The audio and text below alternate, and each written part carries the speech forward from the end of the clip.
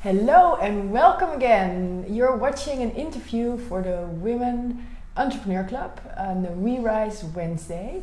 And today I'm interviewing Helene Spork. Hello. From KW9. And what KW9 is we're going to talk about that later. But first, welcome and thank you for taking the time. And I'm very happy to talk to you because you've been an entrepreneur for over 20 years. Mm-hmm. And before we started the interview, I asked you must have gone through a whole process of finding your own way of doing business. And then you said to me, actually, I haven't, because it's still very much the same as when I started. So that gives, to me, hope, because I've been an entrepreneur for 2-3 years now. And I feel that there's still a lot to develop, but actually the core can stay the same. So I would like to know how you found your way from the start. And I think that one of my secrets to success is my persisting kind of cluelessness. Persisting kind of cluelessness. Yeah. You're not knowing? Although I develop, although how I work looks really different from 20 years ago. Yeah. I always enter the room not knowing what is going to happen, and I love that. Okay. Because that allows me to look at companies and people and situations in really my own way. Okay. So you're open to surprises? Is that? Mm-hmm. Often more than the client. Yeah, so I love to observe, and I think where I have grown is that 20 years ago I looked, I analyzed, and I started a solution, and then people were not ready for the solution at all. So I had to work really hard to get your point across and to get the invoice paid. Oh yeah, and they were mainly resisting. Yeah, and now I take way more time to look. Okay. So, if you don't look very close at what I do, it looks like I do almost nothing. Oh, I love that. But what I do is exactly what they need. Yeah. I'm thinking about this story that goes around about this man that they've tried every solution to fix the motor block of the ship. Everyone's been the there. With the hammer. The hammer. Yeah. Were we talking about that the other day? Yeah, so he sends an invoice for, 50,000 He euro? says 10,000 euro. Oh, yeah. A doesn't big matter, amount, right? A lot, yeah. And then the guys from the ship say, but you only smashed the hammer twice. Yeah. And then can you specify the invoice? And then he says, ticking the hammer $2 or something. And knowing where to tick was the other 59,000 or whatever. Yeah. So that's you. So you know how. Yeah. Okay. So you learned that over time. Yeah. To take the time. I think that I knew it from the beginning. I think I knew it from childhood. But I don't know how that works with you, but with me, I always thought that I first had to translate it into something acceptable. Yeah. You have to work hard to earn the money. Yeah, so I studied law and I studied psychology, and then I did all my energetic things. Yeah. So I kind of needed a structure in which I can say to you, I have to think of a company. They were in big trouble, and they gave me a call and they said, we have had everything here, and now they say we have to call you. Yeah. And so I went and said, okay, I would like to meet you, and I would like to meet you at your headquarters. I don't know why I asked that, but it just came up. Yeah. And I was in front of the headquarters, and I did not have the mood. I just didn't want to go in. The sidewalk in front of the office kind of withheld me from going in. Okay. So of course, in my physical body, I just stepped over. Yeah. And then inside, I felt the very same energy, that they were completely disconnected from the world. Ah. So I said, can I talk to the bookkeepers first. And they were like, I said, does any money come in here? I said, what? Not really. That's what I felt. So following your intuition and listening to the energy. So now I'm really straight in, that corner gives me the information that I need. Yeah. And when I started my business, it was like, okay, so I'm the lawyer, let me see all the contracts. I'm the psychologist, let me assess all your people. I am the company saver, so let me look at all the product cycles that you have and how they are doing and what the retention is. So you were doing what you were taught. Yeah, exactly. Yeah. And I knew that underneath was that feeling was already present. Yeah. But I just didn't dare to just say that. Does it come with age, or experience, and being more confident to allow what else is there? Maybe. In hindsight, I think it's guts. Sometimes I see people, they are 20, 25 and already doing what I am doing. And I'm like, oh wow, you can skip that whole thing. Yeah. Wonderful. Yeah, that's really cool. Yeah. So KW9. Yeah. we're now actually sitting in KW9. Yeah. And I will show you a little bit of a view because it's amazing here. I'm not sure if you can see it, but you see the Scheepvaartmuseum in the back and the OBA, the public library. And it's you have a whole house, a canal house. Yeah. One that all the tourists take pictures of. And it's filled with beautiful rooms that coaches, trainers, psychologists, everybody who wants to meet other people. Yeah. Actually.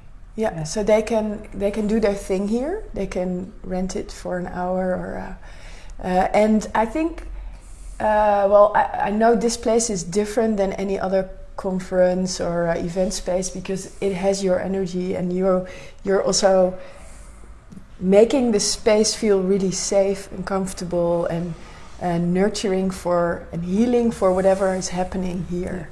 So I think that's something that you do beautifully well, and everyone that comes here acknowledges that as well, right? We were just talking to Freya Joy, and she travels like 45 minutes by bike to be here because this is the place where she can do her work best.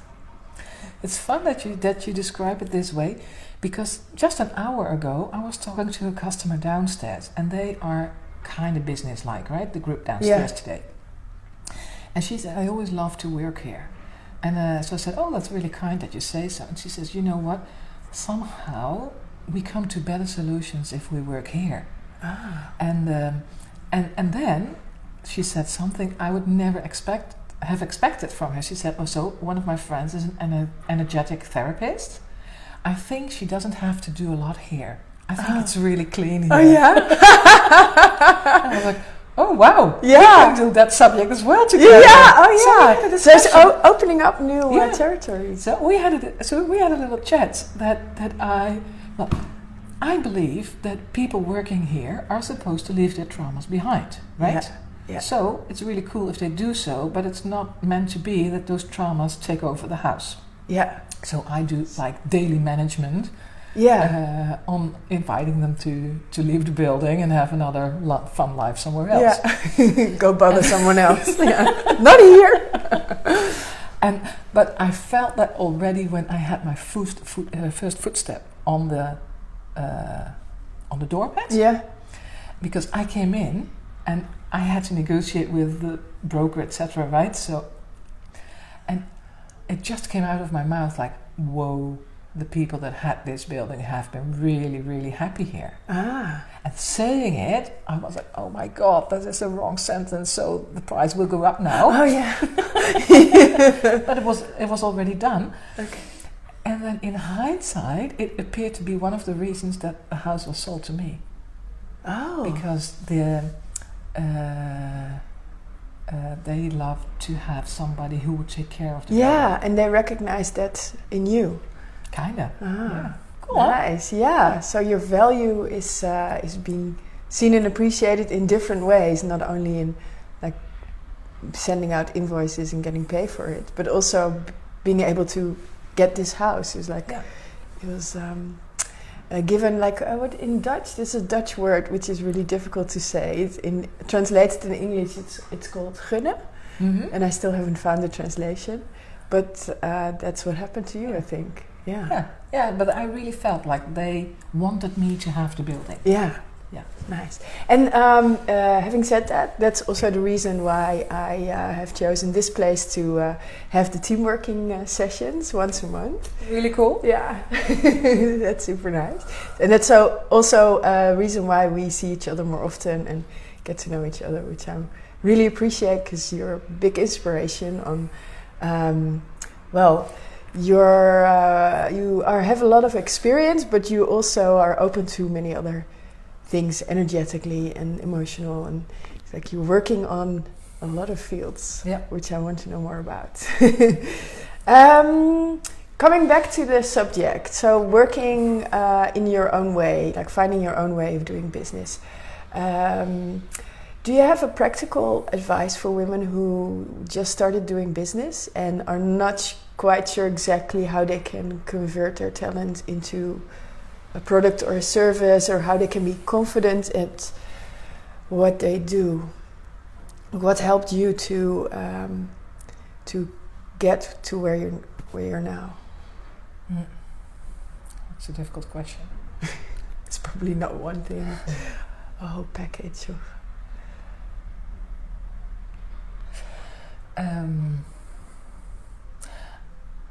Well, for me, it's just persisting in dreaming. So I always have dreams, and I just stick to them. And everybody says, "Well, honey, now we're getting into the impossible area," and I'm like, "Okay, that's fine," but I keep believing it. Yeah, and then somehow it happens, and then everybody is, "How the did you do that?" And I said, "I don't know. I just wanted it to be this way," and I kept believing in it. Yeah. So you also are patient then? Yeah. Because it's actually some people talk that they have angels guarding them, right? And I think that I have two concepts guarding me. It's time and the weather. Yeah, the weather? Yeah. How come the weather? So time, everything. Maybe that's some practical advice. Yeah. So I always have a long list of things that need to be done, that I want to do, that I want to think about, etc. And I always go through and say, okay, so what is the one that is most affected by my attention at this very moment? And so actually there's two things in the question. Do I have to do something with it at the moment? Yeah. And is this the right moment? Okay. And very often it's not the right moment, because when it's sunny I would like to be outside. Oh yeah, that's where the weather part comes in. So then I'm not going to do administration or something that bores me. Okay. And sometimes it takes a very long time before something can be reality, but then it comes effortlessly. Yeah. So that's waiting for the right time. Yeah. So it's not effortless at any time, it's just only at the given time, that's when it feels effortless. Yeah. And you know by just checking in with yourself? How do you know when it's the right time? You never know. It's not knowing. It's not knowing in the mental way. Yeah. It's, I get up and suddenly I'm like, today is a good day for... Yeah. Something. I realize I have the same, but for me it's like I do something and then it's done before I know it. Exactly. And it could be something that I've been sort of dreading for months. Years. Yeah. Be patient.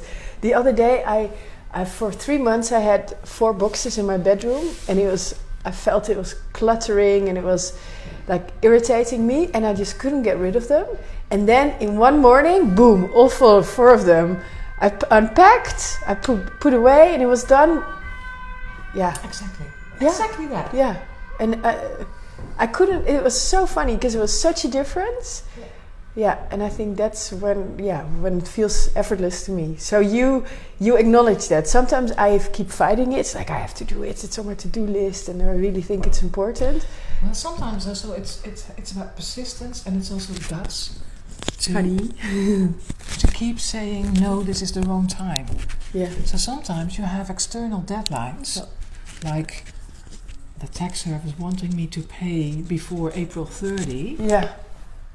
And then logically, my bookkeeper will say, you have to deliver your administration before April 20. Yeah. Right? But it still feels like the wrong time for me. And it's dragging and it's taking a long time. And I've learned to trust it, that there will be a day before April 30 that I will do it in 2 hours. Okay. And then it's easily done. Oh, yeah. So to keep trusting that. Yeah. That the moment will be there. Yeah. Because it's so easy to get into to let your mind take over and think of all the stressing. other scenarios. Yeah. Okay, so trusting, and then you make space for the time to be right. That suddenly happens. Yeah. Nice. Okay, so one more question. What if you are stuck and so you say trusting, but obviously things happen in your business, and so how do you deal with that? How do you keep your spirits up? Well, I did have a very intense period that things got stuck because I was kind of sick during 2 years. Yeah, long time. And what I got from that is how important it is to listen to the current situation. So during my illness, it was just like, you need rest. All you need is rest. You don't need therapies, medicines, whatever. You need rest. I had no clue what it was for. And of course, every day I woke up like, is this the day of the new, of the new me or whatever? The resurrection of Helene. Exactly. It's a good time to discuss resurrections, right? And then at a certain time, I accepted that it was out of my hands. It wasn't me deciding when I would be back. And letting that go was really cool. What happened? Because what I can really clearly feel now is that if I pay enough attention to what is going on, that I really learn the lesson from what happens in life, even illness, or, well, I had a car accident, or a cup of tea ended up in my laptop. Things like that, right? Scenarios. Things that your mind goes crazy by. And so I learned, like, okay, what is this actually telling me? And when that's clear, it's immediately solved. Okay. So that I don't need effort to solve the situation. Yeah. So you actually see it sort of like a helper or a friend, what's happening? Yeah. Because it's pointing you in some direction. It's signaling, Yeah. And then it's actually on your side. So you don't have to be frustrated, but rather be thankful for it. Yeah. Okay. So you say when you're stuck, but I'm not that often stuck. But sometimes, my mind loves to take over. Incredible. So if that happens, I know that I get into a lower energy, and then I start to see problems everywhere, because that's what the mind really likes. Because that is a lot of work for the mind. Oh yeah, you have to work it out. Right. Get to work. And then, so what I do then is I start doing things in which my mind has no role. So sculpting is one of my favorite things to do when my mind is busy. Because there's no room for the mind in sculpting. No, so you get creative, something that you're really passionate about. Yeah. Oh yeah. And get into the material or the Sometimes. Or maybe cooking for other people. Really busy, right? Yeah. And I remember one time that I was not that much in control of my mind, and somebody invited me for a congress, and the title of the congress started with "Why." Yeah. So I said to her, I can't go there because my mind is looking forward to that invitation, and I'm not going to give him that. Sounds like too much hard work. Yeah. So I didn't go. Oh yeah. Great. Thank you so much for sharing. And you're welcome. I mean, we can fill hours because we started a conference. We should go to the 2-hour interview. Right? Yeah. So that's next session. Next section. Yeah. Wonderful. Thank you so much. Most welcome. And thank you for watching. If you'd like to know more on how to connect with yourself and with others, online and offline, go to my website and you can download a free report on tips and tricks. And I'd love to see you next time. Bye. Bye.